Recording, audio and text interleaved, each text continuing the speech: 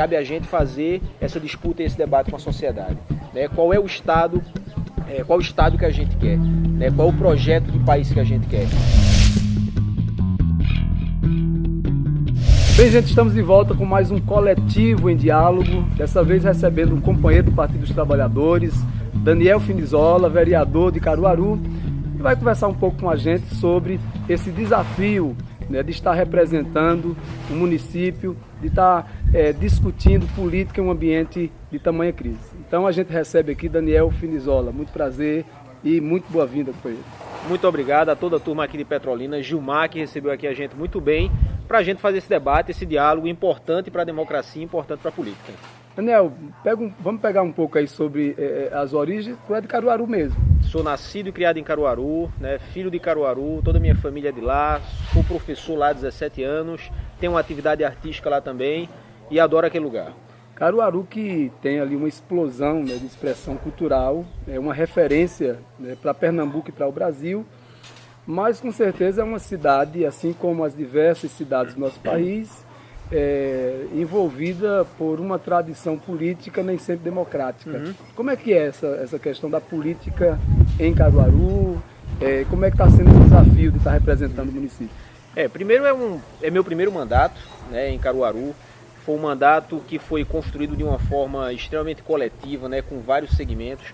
Né, tem uma militância de educação na cidade há muitos anos, como também uma militância na área do campo da cultura, né, como falei, sou artista. Então, para a gente tem sido um grande desafio porque vem aprendendo com os processos políticos, que muitas vezes são aqueles processos que não correspondem na velocidade que a sociedade precisa. Né? A gente sabe que a política passa por uma necessidade muito grande de se ressignificar para poder atender de forma mais ágil a demanda da sociedade, e muitas vezes a gente, que quando chega numa estrutura política, né, mais institucionalizada, né, numa Câmara como vereador, estabelecendo as relações políticas, a gente, né, começa a ver que tem muitos entraves e que poderia ser mais rápido, poderia atender às demandas da sociedade de forma mais rápida, né? Sobretudo diante dessa situação que a gente vê hoje de crise da democracia, né? Crise sobretudo da democracia representativa, a necessidade que a gente tem de estabelecer uma sintonia, do político de estabelecer uma sintonia de fato com aquilo que a sociedade, né, almeja, quer. E hoje em dia isso é uma dificuldade não só no Brasil, mas a gente vê que é uma dificuldade da democracia no mundo, né, da questão da democracia representativa. Então a gente acredita muito na participação popular, na participação social para encaminhar as questões do mandato. E é por isso que lá em Caruaru a gente criou o Conselho Político do Mandato, onde a gente coloca vários segmentos da sociedade, né, dialogando, construindo. Então a gente passa a ter a pessoa que defende a causa animal, a pessoa que defende a reordenação da feira de Caruaru, a pessoa que defende, né, a questão educacional. Então essas pessoas dialogam entre si, ajudam o mandato a encaminhar soluções para a cidade. Eu tenho colocado muito assim, junto à equipe, mas também junto às pessoas, né, que estão de alguma maneira procurando contribuir nessa construção do nosso mandato aqui em Petrolina. E por sinal o mandato traz como slogan, como desafio de ser um mandato coletivo, né? De que a política ela deve cumprir um papel pedagógico, mas a gente precisa devolver a afetividade. Né? Perfeito. Ou seja, no sentido das pessoas gostarem de se encontrar, né? E de querer construir a cidade. E eu fico pensando que, assim como Caruaru, Petrolina tem uma tradição de coronelismo, que é uma negação dessa afetividade, desse processo pedagógico, de maneira que hoje, cada vez mais é necessário esse tipo de representação, esse tipo de intervenção, para que a gente devolva o sentido da política que está tão criminalizada. Né? Você tem uma criminalização, né? E aí pegando de maneira muito particular o Partido dos Trabalhadores, né, que nasce das comunidades eclesiais, do movimento sindical, dessas articulações. Né? Como é que você está vendo hoje e como é que está Caruaru em relação ao planejamento da cidade? A gente tem aqui uma discussão agora sobre plano diretor, né? Como é que a cidade vai se tornando mais democrática no sentido da sua ocupação. Como é que está sendo lá em Caruaru? É muito bom você colocar essa questão do sentido pedagógico, né? Do mandato, da política, de modo geral, e a gente romper com essa coisa que a gente tem historicamente de coronelismo. E todo esse processo que a gente fala, por exemplo, de construção coletiva, ela passa necessariamente por trazer as pessoas para participar dos processos. Sim. Então, né, construção de PPA, construção de plano diretor, né, você ter, por exemplo, políticas que foi uma política fundada pelo Partido dos Trabalhadores, como, por exemplo, o orçamento participativo, né, você trazer o orçamento participativo para que ele seja um instrumento de participação social, que as pessoas, né, vá lá e diga, ó, a gente acha importante que o recurso seja aplicado aqui. Então a gente acredita que todas essas políticas podem ser encaminhadas e que elas vão de encontro, né, a essa situação, como a gente falou há pouco, da dificuldade de representação. Então, fazer com que as pessoas participem dos processos é importante. Então, Caruaru hoje debate o plano diretor, Caruaru hoje debate o PPA, né, e a gente procura fazer com que isso seja de forma cada vez mais participativa, monitorando, né, fiscalizando, para que a gente tenha um PPA, para que a gente tenha um plano diretor e tantos outros processos que se constroem em uma cidade com a maior quantidade de pessoas participando, né? E mostrando às pessoas, né, que é importante elas participarem, que essa construção é coletiva, que a cidade não é só de um grupo ou só de outro grupo, de uma família, que a cidade é de todos lá e de todas. Lá vocês têm 3 famílias, né? Tem 3 famílias tradicionais que estão na política lá há aproximadamente 50 anos, né? Que é a turma ligada ao Zé Queiroz, né, a turma ligada ao Tony Gel e a turma ligada ao Vocês estão um pouco mais democráticos do que a gente aqui, né? Porque a gente tem uma família aqui que está quase há mais de 6 décadas, eu acho que a família Sim. Coelho interfere sobre as questões políticas de Petrolina, né? Eu fico imaginando o seguinte, nós estamos hoje dentro de uma crise profunda da representatividade, do conceito da política, né? No sentido do processo democrático. E fica a seguinte pergunta, né? Como é que hoje a gente direciona o Partido dos Trabalhadores, né? Que caminho a gente deve estar perseguindo, e agora com a condenação do Lula, que tipo de pistas a gente vai ter aí para responder a esse cenário? O que é que você tem pensado sobre essa questão? Enquanto Partido dos Trabalhadores e das Trabalhadoras, eu penso que a gente precisa se reorganizar. É o que o seu mandato vem fazendo aqui em Petrolina, o que o nosso mandato vem fazendo em Caruaru, é o que o mandato de Cacau vem fazendo em Salgueiro. Ou seja, a gente precisa criar, em primeiro lugar, uma rede, trocar experiências, né? Essa nossa intenção de fazer essa andança pelo estado, né? De sair lá de Caruaru, passar por Salgueiro, Serra Talhada, parar aqui em Petrolina, é justamente com essa intenção. A gente trocar experiência, trocar ideia, fortalecer o partido, criar uma rede de parlamentares, né? De pessoas que estejam pensando o partido e de fazer com que essa rede comece a fazer essa disputa com a sociedade, porque, na verdade, tudo passa por um projeto de sociedade. Ou seja, qual é o projeto de sociedade que a gente quer? Um projeto de sociedade, né, mais inclusivo, um projeto de sociedade com mais justiça social. Então, quando a gente pensa isso, a gente tem que se organizar, né, enquanto estrutura política, enquanto organização partidária, para poder chegar junto à população e dizer, olha, nós temos um projeto de sociedade, queremos mostrar a vocês esse projeto de sociedade, e dentro de um processo democrático, as urnas vão dizer, né, quais são os projetos que vão ganhar de acordo com o nosso poder de convencimento, não só com o poder de convencimento, mas com ação efetiva, diária, mudando o cotidiano da vida das pessoas. Então a gente precisa pensar muito nessa conjuntura. Agora tem um elemento, Daniel, desculpa te atrapalhar, tem um elemento que é muito interessante, que é essa história de que o parlamento ele não dá conta, né, dos grandes desafios. Mas ao mesmo tempo o parlamento, sem estar se articulando com essas comunidades, com os movimentos sociais, ele perde o sentido. Sim. O parlamento, concordo que o parlamento não dá conta, mas a gente tem vários instrumentos democráticos, constitucionais, Sim. que a gente precisa estar cada vez mais em sintonia com ele, né? A gente como parlamentar, então, os conselhos, as conferências, né? Sim. A gente sabe a dificuldade, por exemplo, de fazer funcionar conselhos e conferências nas cidades, né? Sim. Então, fazer com que esses instrumentos, eles funcionem de forma real, né? Aqueles que são deliberativos, que de fato possam deliberar, né? Que a gestão possa, de fato, né, trabalhar em sintonia não só com as câmaras legislativas, mas também com os espaços de participação popular. Eu penso que só colocando a população nesses espaços, né, passando por esse processo pedagógico que você comentava anteriormente, é que a gente pode avançar na política, né, e avançar na política que atenda a todos, né, que possa ser mais inclusiva e que a gente possa ter de fato ações, serviços que venham mudar a vida do cidadão e da cidadã. Maravilha. Que leitura você tem feito sobre a crise? E aí você tem, desde a criminalização ao PT, a toda essa articulação dos partidos tradicionais, seja PMDB, o DEM, o PSDB, que são os partidos talvez mais estratégicos para a mobilização do próprio capital. Como é que você tem visto as leituras sobre essa crise e de que maneira a gente vai, né, de alguma forma, sair dentro desse cenário nacional que é tão complexo.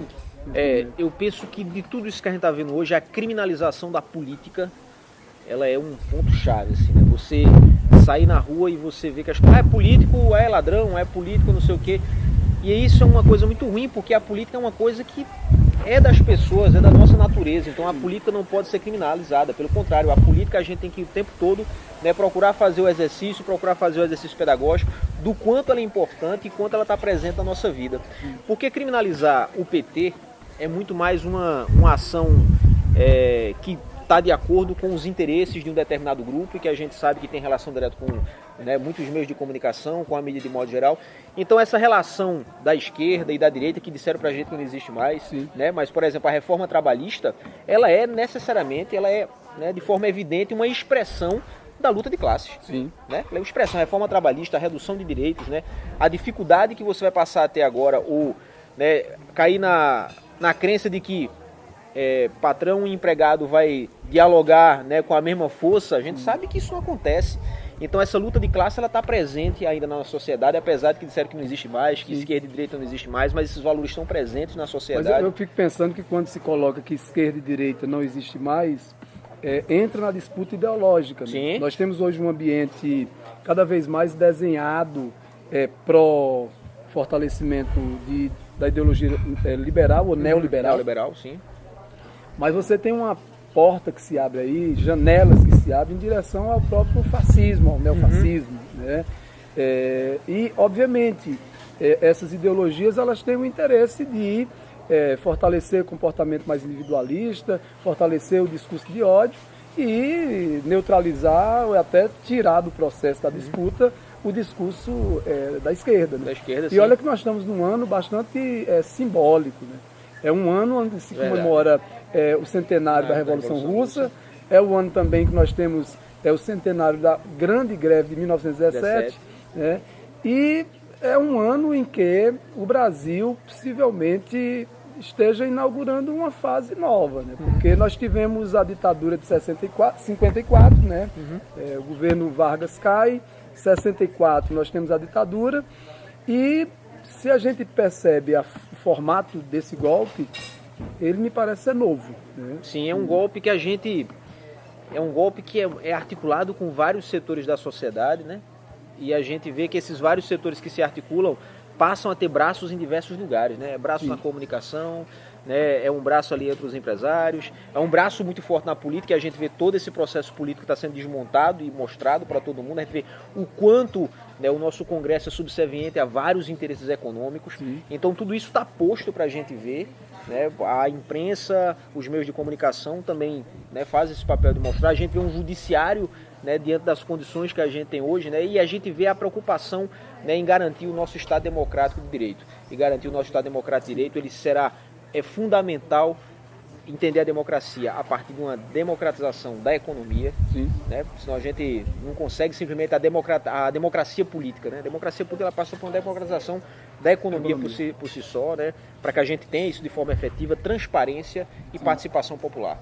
Então eu compreendo que a gente pode chegar a uma democracia, né? Um sentido de democracia mais avançado quando a gente tiver esses 3 pontos presentes na sociedade. Claro que passa por diversos outros setores, a mídia, né? A forma como democratizado. A mídia tem se comportado. Hoje nós temos basicamente um golpe jurídico midiático. Isso. É um pouco o que se desenha. Daniel, dentro desse ambiente, tem brecha para se pensar, ou oportunidade, a crise é uma oportunidade para se pensar no socialismo? A crise é uma oportunidade para se pensar, em primeiro lugar, em justiça social. Sim. Certo? O socialismo, eu sou um grande simpático do socialismo, acredito que você tanto quanto eu, mas o socialismo ele passa por um processo de estruturação do pensamento, da formação política, né, e que a gente não vai conseguir fazer essa mudança do dia para a noite, nem daqui a 5 anos, nem daqui a 10 anos. Então é um caminho longo a se trilhar, a se traçar, né, e cabe a eu, você, né, você que está nos vendo, né, fazer esse debate, fazer essa disputa para que a gente entenda que vai chegar um determinado momento que é importante que a gente possa fazer uma ruptura com o capital e apresentar à sociedade, né, uma situação onde as coisas, onde as relações de economia elas possam ser diferentes. né, onde a gente possa ter uma relação de ganho, de sobrevivência, né, que não seja essa loucura que é o capital, né, onde se concentra muita renda na mão de poucos e boa parte da população não tem acesso à riqueza que o país produz, que o mundo produz. Então a gente precisa repensar muito isso, porque esse tipo de lógica, esse tipo de raciocínio nos leva à desigualdade. E onde tem desigualdade a gente tem muito problema. Eu estou perguntando sobre o socialismo porque o socialismo também ele foi bastante criminalizado. Sim. As leituras que fizeram do socialismo e que foram amplamente divulgadas foram leituras da experiência soviética, especialmente da experiência stalinista, e eu fico pensando até que ponto não é tático, não é até estratégico para a gente desenvolver um processo de educação do nosso povo, da classe trabalhadora, para compreender o significado do socialismo. Porque eu fico pensando, o capitalismo ele é extremamente violento na sua forma de afirmação, na sua forma de funcionamento. E eu penso que, diante da violência do capitalismo, é preciso uma estrutura que venha se contrapor, né, e que venha superar essa violência. Né? E aí, claro, né, a contrapropaganda vai dizer que os socialistas também foram violentos. Sim. Mas eu penso que numa situação de crise social, você inevitavelmente vai ter um grande debate, vai ter profundos conflitos. Imagina agora a prisão do Lula. Foi condenado, né? Mas veio uma prisão do Lula. Esse processo agora mexe com o imaginário, né? Inclusive eu quero até saber de ti, o que é que significa a figura de Lula? Lula significa um sonho de muita gente, né, que ascendeu politicamente, e essa ascensão política ela não foi simplesmente uma ascensão de benefício próprio, mas uma ascensão de mudança de um país. Né? Então, eu sou de uma geração, por exemplo, que na minha cidade não tinha Universidade Federal. Então, todos os filhos da classe média pegavam, quando ia fazer o ensino médio, corriam para Recife para poder estudar em Recife, e a grande maioria da população caruaruense não tinha acesso, por exemplo, à Universidade Federal. Então hoje na minha cidade tem um campus da Universidade Federal, onde boa parte da população não precisa mais ir a Recife. Caruaru tem um curso de medicina que era um sonho que todo mundo queria em Caruaru, então de repente chega o curso de medicina. Então tudo isso foram políticas que geraram inclusão, né, que geraram mais desenvolvimento social, mais desenvolvimento econômico, mais desenvolvimento intelectual para a cidade. Então Lula representa tudo isso. Autoestima, né? Autoestima do brasileiro, o que era o Brasil no exterior, na era Lula, né? Então a gente sabe que o Brasil passou a ter outra visibilidade, né? Outra condição internacionalmente falando. Então Lula é a representação de tudo isso, é a representação do Bolsa Família que tira o Brasil, né, do mapa da fome da ONU, é a representação do Minha Casa Minha Vida, né, é a representação de políticas que antes nunca tinham se debatido no Brasil, como política LGBT, política de juventude, política para negros. Então tudo isso, Lula representa tudo isso. Então é inegável a importância que esse cidadão pernambucano, né, tem para o Brasil.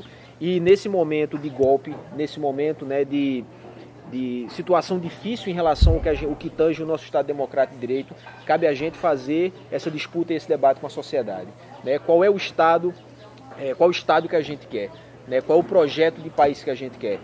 Qual o projeto de cidade, que a gente quer? Né? Eu quero uma cidade, um Estado e um país cada vez mais inclusivo e que possa atender cada vez mais as pessoas nos seus mais diferentes situações. Né? Então que a saúde funcione bem, que a educação funcione bem, né? Que a gente possa acabar com o discurso de ódio, que a gente possa compreender e se entender na diversidade e não que a diversidade seja o motivo para que a gente esteja de um lado ou esteja do outro. Sim. Então que a diversidade, que a gente aprenda com ela. E eu até penso, né, que alguém me perguntava assim, e aí, condenação do Lula, vai vir prisão do Lula.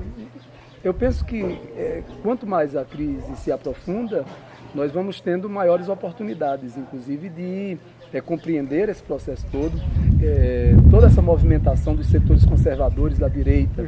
É muito bom que Fernando Bezerra Coelho aqui em Petrolina se revele cada vez mais, né, sobre que papel ele cumpre, quem ele defende, para que a população compreenda se quer continuar defendendo os coelhos aqui, ou os Gugel, né, essas famílias tradicionais, ou se quer assumir um projeto de democracia, né, de igualdade social, enfim, de justiça social. Né? Eu acho que é um pouco o que está colocado nessa crise. E Lula representa muito, né, toda essa luta, toda essa construção. Né? Enfim, saber de ti, para a gente já ir caminhando para o fim da nossa conversa. Hoje nós temos todo esse cenário, né, de crise, mas existe uma fala que é muito recorrente, seja do povo no dia a dia, principalmente quem está no campo progressista, ou de analistas, sobre a reação popular. Parece que o povo está anestesiado, né? Como é que você tem feito essa avaliação? Primeiro que é um processo muito novo para o país, né? Quando a gente falava em golpe, a gente entendia que golpe eram os militares na rua, né? De repente era cesseado a liberdade de expressão das pessoas, né? Não que isso não esteja acontecendo em vários lugares, né? Mas essa situação de golpe é uma situação nova no imaginário coletivo, né? Acredito que eu e você, nós somos de uma geração que a gente pegou um auge do momento Lula, um auge econômico, né? Um auge social, um auge de implementação das políticas, né? De crescimento da economia, construção civil. E de repente isso cai. Então a nossa geração é uma geração que, peraí, esse golpe, qual é o resultado disso, como é que fica isso? E isso gera assim meio que uma anestesia da sociedade, né? Porque para poder entender como é o processo, a gente acorda com uma notícia e dorme com outra, e de madrugada acontece outra, e quando a gente acorda já é outra. Então a política está numa relação de dinamismo que muitas vezes é até difícil a gente assimilar, são muitas informações, e isso é uma coisa que a gente precisa chegar junto, né, do cidadão e da cidadã, né, conversar, e também a gente procurar entender, né, como organizar isso. Mas uma coisa é importante: sem mobilização, sem organização, né, sem um povo na rua, sem um povo nos seus espaços coletivos, né, se não tiver essa liga, essa coesão, a gente não consegue mudar o que está posto aí. Então o que a gente hoje é um governo golpista, né, um governo que nega todos os avanços que nós tivemos nos últimos anos. Nega o Brasil, nega o Brasil, exato. O país. Então todos os avanços que a gente teve nos últimos anos, e está na hora da gente se organizar, né, e pensar no projeto para 2018, e que esse projeto seja Lula 2018. Maravilha. Daniel, só te agradecer. Conversamos aqui com Daniel Finizola, esse nosso companheiro, vereador de Caruaru, do Partido dos Trabalhadores, e esperamos que você tenha gostado e continue nos acompanhando, tá? Grande abraço. Cheiro grande para todo mundo de Petrolina, tá? E agradecer aqui a Gilmar toda essa receptividade, esse papo, e que a gente possa trocar essa informação cada vez mais, essa informação, essas experiências de mandato cada vez mais. Sinal, deixar um abraço para a equipe, né? Para a tua equipe, deixar, exato. Tá? A nossa equipe que está aqui também, certo? Ao Américo, ao Léo, enfim, grande abraço a todos de Caruaru, tá? Sinal, quero voltar a Caruaru, né? Exato, então já esteja convidado.